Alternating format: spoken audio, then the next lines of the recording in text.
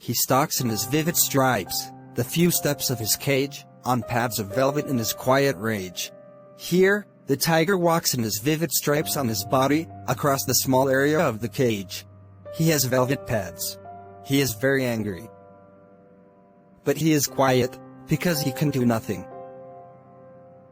He should be lurking in the shadow, sliding through long grass, near the water hole where plump deer pass. The tiger should be roaming in the shadows of trees, of the forest, near the water hole, where a fat deer pass. He should be snarling around the houses, at the jungle's edge, baring his white fangs, his claws, terrorizing the village.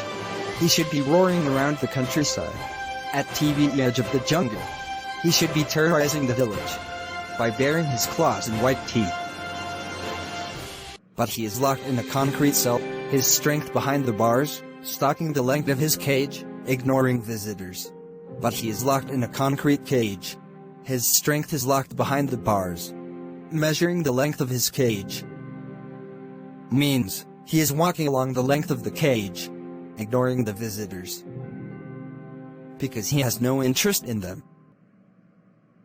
He hears the last voice at night, the patrolling cars, and stares with his brilliant eyes at the brilliant stars.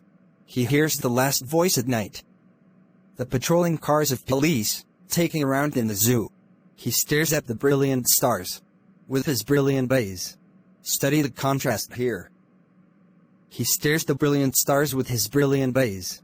Means, the stars in his eyes, both are brilliant. But the stars are free, while his eyes aren't free. That's all. Please subscribe to get more awesome videos. Stay tuned.